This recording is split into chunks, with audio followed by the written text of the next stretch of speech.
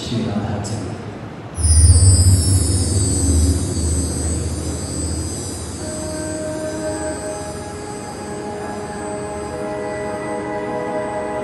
देखिए, मेरी तो पात्रता है नहीं कि मैं राधा रानी के बारे में कुछ बोलूं, क्योंकि वो हमारी स्वामिनी है। कृष्ण तो है, ठीक है, पर स्वामिनी के बारे में बोलने की पात्रता मेरे में नहीं है। पर फिर भी मैं जितना मैंने अपने गुरु से सीखा है, अपने गुरु से सुना है, वो मैं आज आप सबके बीच बोलूंगा। बहुत लोग कहते हैं, ऐसे पूछते, एकदम से आके पूछते, ये राधा कौन है? पूछना बड़ा आसान है, ये राधा कौन है, पर आप जब उनकी महिमा को जानोगे ना कि राधा कौन है, तब आपको पता चलेगा। ये जो पूरी सृष्टि चल रही है ना, ये भगवान कृष्ण भले ही चला रहे हैं, पर भगवान कृष्ण के पीछे बैक सपोर्टर कौन है? स्वयं श्रीमती राधा रानी खड़ी है। इसलिए भगवान कृष्ण की क्या करता है, गोवर्धन पर्वत भी उठाकर रखे थे तो सामने उनके लादनी शक्ति श्री राधा रानी खड़ी। कल हम लोगों ने सबने गोवर्धन पूजा किया, यहाँ पे गोवर्धन जी का प्राकट्य महोत्सव हमने साथ में मिलकर मनाया। तब आप सबने बहुत अच्छे से कथा को श्रवण किया था कि किस प्रकार भगवान ने गोवर्धन को उठाया। हमने 3 कारण भी बताए कि क्यों उन्होंने पर्वत को उठाया था, जिसमें से एक यही आता है कि एक समय पे कृष्ण बरसाना गए थे, और जब बरसाना गए थे तो उन्हें राजमहल में प्रवेश नहीं मिला। प्रवेश ना मिलने की वजह से भगवान कृष्ण ने कहा था कि एक दिन ऐसा आएगा कि 7 दिन तक पूरा ब्रजधाम एक साथ इकट्ठा हो जाएगा, और तब तो स्वामिनी को भी आना पड़ेगा। और स्वामिनी उनके सामने खड़ी, उनकी अलादनी शक्ति, और उनकी अलादनी शक्ति की वजह से ही गोवर्धन पर्वत को उन्होंने उठा के रखा। नहीं तो भगवान कृष्ण में इतनी ताकत नहीं है कि उस पर्वत को उठा पाए, क्योंकि उनकी अलादनी शक्ति उनके साथ है। भगवान कृष्ण को भी जब इस धरती पर अपनी लीला करनी थी, तब भगवान कृष्ण राधा रानी के पास गए थे कि मुझे धरती पर लीला करनी है। राधा रानी ने मना कर दिया था कि मैं नहीं आऊंगी। अब कृष्ण बोले, अगर ये नहीं आएंगे तो कैसा होगा, क्योंकि इनके बिना तो मैं लीला कर ही नहीं सकता। राधा रानी बोली कि हे प्रभु, मैं वृंदावन छोड़ के कहीं नहीं जाऊंगी, मैं गोकुल छोड़ के कहीं नहीं जाऊंगी, मैं व्रत छोड़ के कहीं नहीं जाऊंगी। भगवान कृष्ण बोले, हे राधा, आपको वृंदावन में ही रहना है ना, आपको गोकुल में ही रहना है, तो ठीक है, मैं पूरा वृंदावन ही नीचे उतार देता हूँ। तब स्वामी जी बोले, ठीक है, आज जब आप सब वृंदावन जाते थे, ब्रजधाम जाते थे, तो वो कोई ऐसे ऐसे घूमने की जगह नहीं है, वो स्वयं प्रिय प्रियतम का निज घर है। आप अपने घर में किसी को भी इन्वाइट करते हो तो पहले ड्राइंग रूम में बैठाते हो ना, सॉरी पहले हॉल में बैठाते हो ना, वहीं बैठाते हो ना आप लोग, हाँ या ना? अरे जवाब दीजिए। हॉल में बैठाते हो, किसी का बेडरूम में ले जाते हो, हॉल में बैठाते हो ना। फिर जब उसके साथ और संबंध जुड़ता है, संबंध मिलता है, जुड़ता है, तब धीरे धीरे धीरे धीरे आप उन्हें अपने बेडरूम तक लेके चले जाते हो कि चल आ जा, अंदर बैठ के बात करते हैं, यहाँ सब लोग। तो वैसे ही हमारे लिए हम जहाँ रह रहे हैं ये हमारा हॉल है, पर वृंदावन जो है तो हमारा बेडरूम है। हम भगवान के बेडरूम में जाकर उनसे मिलते हैं। तो वृंदावन को साधारण जगह मत समझना, वृंदावन कोई ऐसी ऐसी जगह नहीं है, घूमने की जगह नहीं है। घूमने के भाव से जाओगे तो कुछ नहीं मिलेगा। श्री जी से वो जो लोग नहीं गए हैं वो लोग रोज श्री जी से प्रार्थना करें, स्वामी जी से प्रार्थना करें, हे स्वामी, हे करुणामय श्री राम, हे कृष्ण, अब तो कृपा करें, अब तो बोला। और जब स्वामी जी कृपा करेंगे वृंदावन भी चले जाओ, गोकुल भी चले जाओ, बरसाना भी चले जाओ।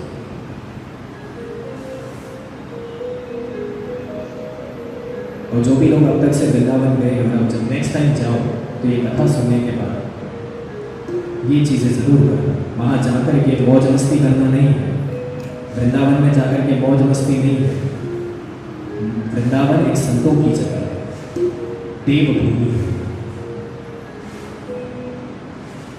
वहाँ जाकर के भगवान कृष्ण श्रीमती राधा रानी को प्रार्थना करना कि प्रभु मुझे मुक्ति दीजिए। वृंदावन जाकर के उस मंदिर में भी जाकर के मुझे धन दे दो, मुझे संपदा दे दो, मुझे गाड़ी दे दो, बंगला दे दो, नहीं मांगो। ये तो आप अपने घर पे भी मांग सकते हो, पर वृंदावन में गए हो ना उनके पर्सनल बेडरूम में, तो वहाँ जाकर के उनसे बोलिए कि मुझे भक्ति प्रदान करें, मैं सदैव सदैव के लिए आपके श्री चरणों में सेवा करते रहूँ, ऐसा मुझे अवसर दीजिए। मुझे अवसर दीजिए कि मैं आपके इस मंदिर में कुछ कार्य कर पाऊँ, कुछ सेवा दे पाऊँ। ये प्रार्थना हो।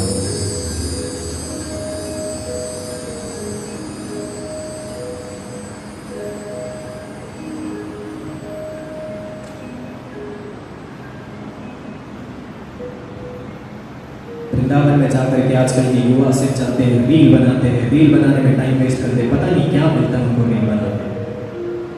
ठीक है, मेमोरीज कलेक्ट करने के लिए ठीक है, रख लीजिए अपने पास, पर उस चक्कर में आप अपने दर्शन को मत छोड़िए ना। राधा रमन लाल के दर्शन खुले, हम रील बनाने में ही बिजी हैं, फोटो खींचने में ही बिजी हैं। नहीं, रील बनाइए, फोटो खींचिए, कोई मना नहीं है, चार पकौड़ी खाइए, घूमिए फिरिए, कोई दिक्कत नहीं है आपको उससे। पर आप वहाँ गए हो तो मर्यादा में रहिए, वहाँ जाकर के संतों को दिक्कत मत करिए, संतों को परेशानी नहीं होनी चाहिए। वहाँ जाकर आप आए हो वहाँ ठाकुर से मिलने के लिए, श्री जी से मिलने के लिए, पर हम वहाँ जाके क्या करते हैं? फोटो खींचने में बिजी रहते हैं, रील बनाने में बिजी रहते हैं,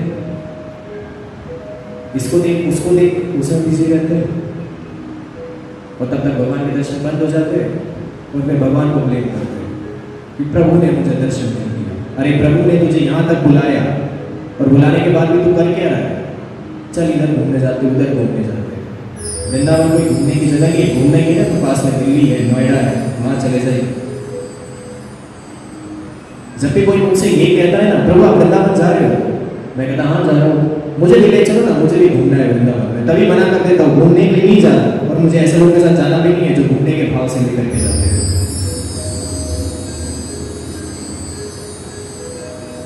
बहुत लोग कहते हैं कि मैं वृंदावन के तट पे जाकर के रील बनाऊंगा, ये कपड़े पहन के मैं डांस करूंगी, उसका रील बनाऊंगी, और कौन कौन से गाने रखते हैं पता नहीं। बहुत ठीक है, रखिए, भाव है आपका वृंदावन के लिए आप करना चाहते हैं, बहुत अच्छी बात है, पर पहले जिस कार्य के लिए आए हो वो तो करो। तो आप जब भी वृंदावन जाओ तो सबसे पहले क्या करना है? मैंने अभी 2 दिन पहले बताया था, उतरते बरोबर सबसे पहले आपको वहाँ की भूमि को प्रणाम करना है, भूमि को प्रणाम करने के बाद वहाँ के संतों को प्रणाम करना है, संतों को प्रणाम करने के बाद वहाँ के वृक्ष लताओं को प्रणाम करना है, और इन्हें धन्यवाद करना है कि आपने हमें यहाँ का अवसर दिया। फिर आप अपने आश्रम में जाइए, होटल में जाइए, जहाँ भी आपने रहने की व्यवस्था की है वहाँ जाइए, वहाँ जा करके स्नान आदि करके कपड़े भी बहुत सोच समझ कर वृंदावन में पहनना चाहिए। बहुत लोगों को मैं देखता हूँ वृंदावन में जब जाके मैं देखता हूँ कि कपड़े भी ऐसे ऐसे पहनते हैं जैसे कि वो किसी फैशन शो में आए।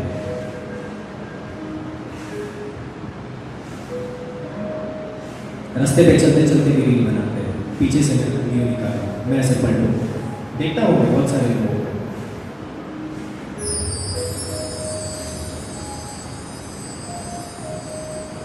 तो कपड़े भी बहुत सोच समझ के पहनना चाहिए, क्योंकि वहाँ बहुत सारे संत चलते रहते हैं, अपनी साधना में रहते हैं, आपके उन वस्तुओं की वजह से उनका ध्यान भंग ना हो, ये चीज़ को आपका ध्यान रखना चाहिए।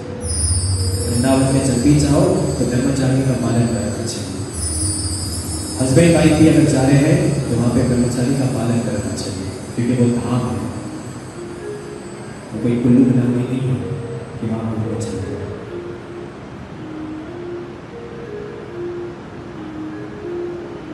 और अगर वहाँ ऐसी कुछ गलती की भी होगी तो स्वामी के शरण में जाकर के उनसे प्रार्थना करेंगे, हे स्वामी मुझसे गलती हुई है, मुझे अवसर दीजिए इस गलती को सही करने का। तो जब भी वृंदावन जाओ तो वहाँ की भूमि को प्रणाम करो, वृक्ष लताओं को प्रणाम करो, संतों को प्रणाम करो। स्नान आदि करने के बाद सबसे पहले कहाँ जाना है? आपको जाना है कोपेश्वर। कोपेश्वर महादेव के दर्शन करें, क्योंकि कोपेश्वर महादेव की कृपा के बिना आपके दर्शन अधूरे हैं। कोपेश्वर महादेव चले, कोपेश्वर महादेव से प्रार्थना करें कि प्रभु मैं आज आपके ठाकुर से मिलने जाऊँ।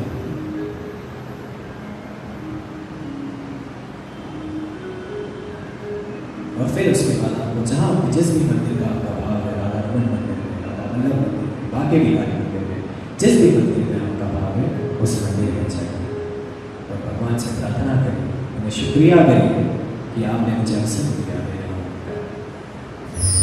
और वृंदावन में प्रवेश राधा रानी के बिना बिल्कुल नहीं हो सकता है।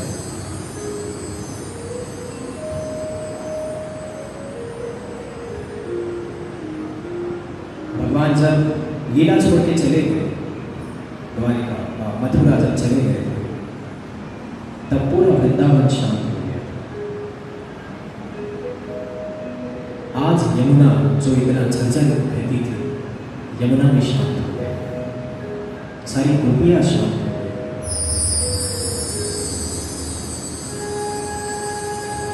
आज हमारी मुस्कान नंदिनी कुछ बोल नहीं पाए, एकदम शांत है, कुछ भी नहीं बोल रहे। लोग आ रहे हैं, मुस्कान नंदिनी से मां खड़ी है और देख रहे हैं बस। आज वो वृषभानु नंदिनी है ही नहीं जो कृष्ण के समय में थी।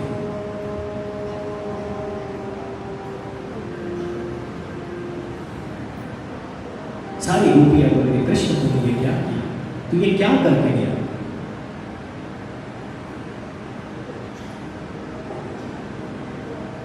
सारी गोपियां हर एक क्षण हर एक पल इसी इंतजार में है कि कृष्ण आएगा, कृष्ण आएगा, कृष्ण आएगा। पर भगवान तो भगवान है, उन्हें अपनी लीला पूरी करनी है। जब भगवान कृष्ण निकल रहे थे और जब उन्होंने देखा कि राधा रानी यहाँ नहीं है, एक वृक्ष के पीछे राधा रानी बैठी रो रही थी। रोते रोते राधा रानी के अश्रु भगवान कृष्ण के रथ तक आ गए। आप समझिए इस भाव को कि कितना रोए होंगे राधा रानी। और राधा रानी सामने क्यों नहीं आई, क्यों नहीं आ रही थी? वो इसी वजह से नहीं आ रही थी कि अगर मैंने एक बार कृष्ण को देख लिया तो मैं अपने आप को रोक नहीं पाऊंगा।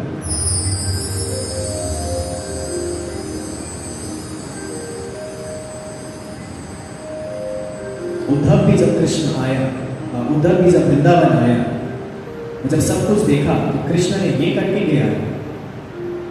आज जो इतना बुद्धिमान उद्धव था वो आज प्रेमी उद्धव हो गया श्री जी से मिलने के बाद।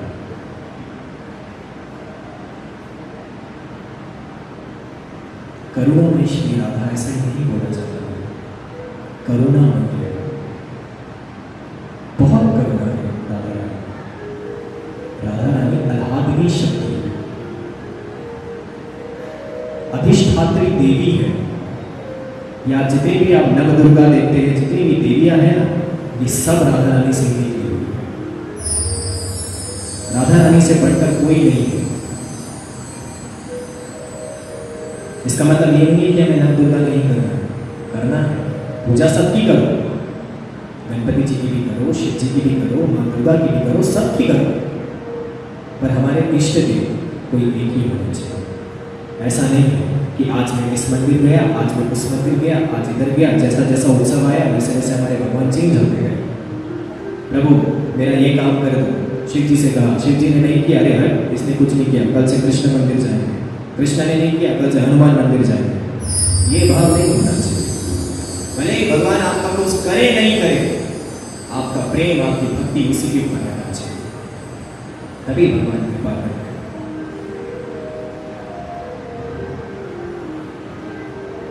आज हमारी स्वामी यमुना की तरफ से जा रही है।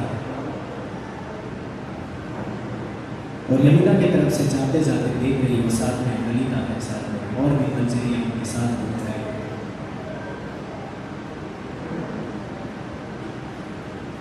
जा रही है, जा रही है, जा रही है, बार बार पलट कर देख रही है, बार बार पलट कर देख रही है और कह रही है, वो देख, वो देख, वो देख, श्याम सुंदर आया, श्याम सुंदर आया। गोपियां कह रही है, हे राम, आपको क्या हो गया? कहाँ है श्याम सुंदर? कहाँ आपको श्याम सुंदर मिल रहे हैं? ललिता बोली कि राधे, लगता है आपकी शरीर में कुछ हो गया है, आपका मानसिक संतुलन बिगड़ गया है। कृष्ण नहीं है वृंदावन में, कृष्ण चला गया। राधा बोली नहीं, कृष्ण है, यही है। वो देखो उस वृक्ष के पीछे से श्याम सुंदर बंसी बजा रहा है और वो बंसी की धुन सिर्फ राधा रानी को ही सुनाई दे रही है और किसी को नहीं सुनाई दे रही।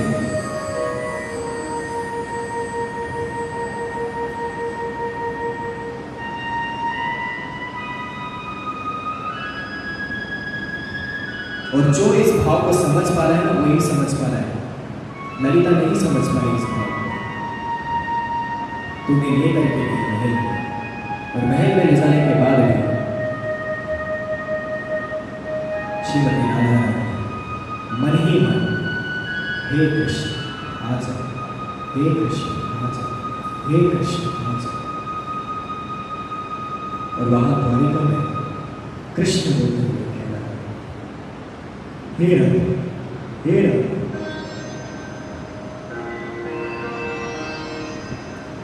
आज पूरा द्वारिका जो उनके सेवा में रहता है, वहां मेरा द्वारिकाधीश आज खुश नहीं है, वो रो रहा है। क्यों? क्योंकि आज राधा उसके सामने है। और लोग कहते राधा है कौन? अरे तुम भी इतनी ताकत है कि तुम राधा को समझ पाओगे कि राधा कौन है?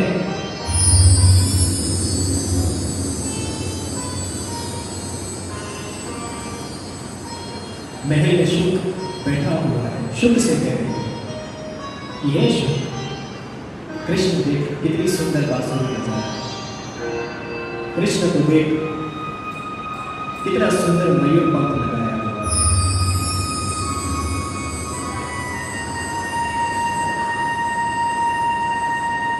ललिता बोली कि हे राधे, तुझे क्या हो गया? तू ये क्या बोल रही है? वहां बैठी हुई रूप मंजरी से राधा रानी कह रही है कि हे मंजरी, देख, इधर देख, तुझे दिख रहे हैं ना कृष्ण, तुझे दिख रहे हैं ना? रूप मंजरी बोली, हाँ मुझे भी दिख रहे हैं। ललिता बोली, तो मुझे क्यों नहीं दिख रहे? हे प्रभु, मुझ पर भी कृपा करिए। कृष्ण बोला कि तुझे इसलिए नहीं दिख रही है ललिता, क्योंकि रूप मंजरी में राधा रानी को आलिंगन किया,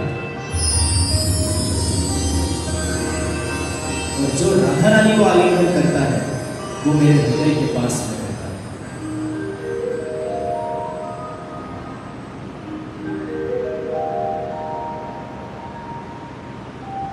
आज श्री राधा रानी उस भाव में चली गई जो कि वो दृश्य को मेरे बताने लायक भी नहीं। मेरे में इतनी क्षमता नहीं कि मैं आज बता पाऊं कि हमारे स्वामी का क्या हाल है। आज हमारी स्वामी पूरी, हे कृष्ण, हे कृष्ण, वापस आ जा, वापस आ जा। तेरे बिना ये वृंदावन अधूरा है।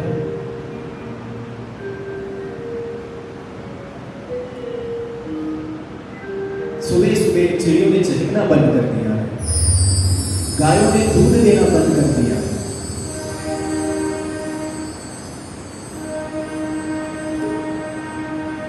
आज हिरण भी बाहर बगीचे में बाहर नहीं निकल रहे। कृष्ण वापस आ जा।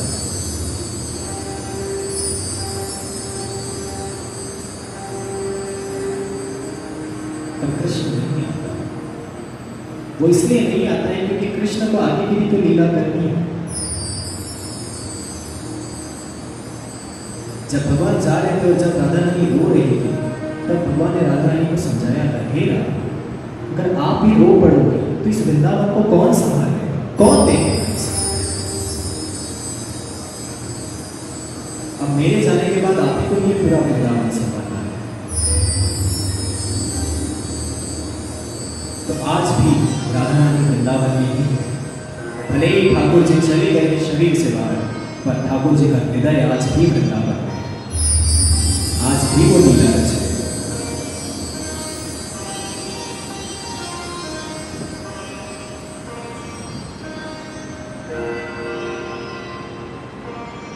तो राधा रानी के साथ उनकी 8 सखियां उनके साथ रहती थी, जो कि हर लीला में उनका साथ देती थी। 8 सखियां कौन है? ललिता, विशाखा, इंद्रलेखा, चंपलता, तुंग विद्या, सुदेवी, भूदेवी और चित्रलेखा। ये 8 अष्ट सखी जो राधा रानी की है, वो हर एक क्षण भगवान की लीला में उनके साथ रहते हैं। अब ये राधा रानी का प्राकट्य कैसे जानते हैं? राधा रानी का प्राकट्य कैसे हुआ है? समुद्र मंथन के समय भगवान विष्णु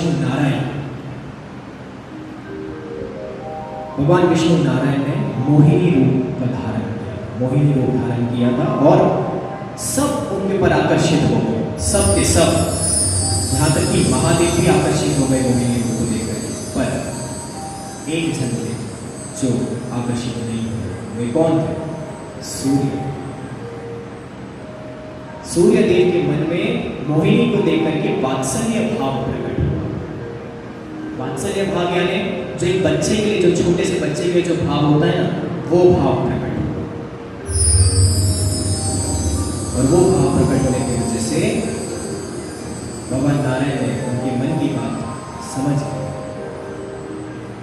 सूर्यदेव ने उन्हें देखते बराबर मन में यही भाव रखा कि मैं, काश मेरी भी इतनी सुंदर सी पुत्री हो। तब नारायण जी ने उनकी कृपा की, ठीक है, सब हो जाएगा। और आज सारे देवी देवता तट पर खड़े हैं, त्रिदेव भी खड़े हैं। आज कोई सिंहासन पर नहीं बैठा है, सब हमारी स्वामिनी श्री राधा के प्राकट्य के लिए इंतजार में है कि कब राधा रानी आएगी, कब राधा रानी आएगी।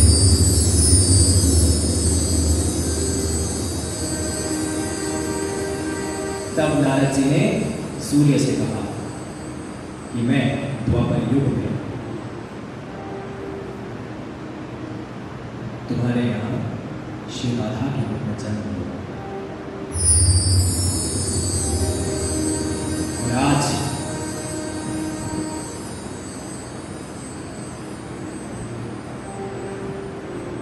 क्या हो रहा है?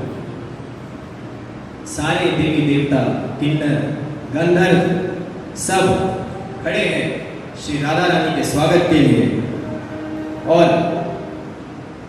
तेज प्रकाश की जैसे एक हीरा जिस तरीके से चमकता है, उस चमक के जैसे, एक कोहिनूर के हीरे के जैसे एक आकाश में चमक उठा। पूरे बादल गरज रहे हैं, चिड़िया चिल्ला रही है, कोयल कुहू कुहू कर रही है, मयूर नाच रहे हैं। और भादव का महीना शुक्ल पक्ष की अष्टमी के दिन ठीक दोपहर के 12 बजे वृषभानु जी और कीर्तिदा के घर पे श्रीमती राधा रानी ने जन्म लिया। बोलिए वृषभानु नंदिनी श्री राधा रानी की।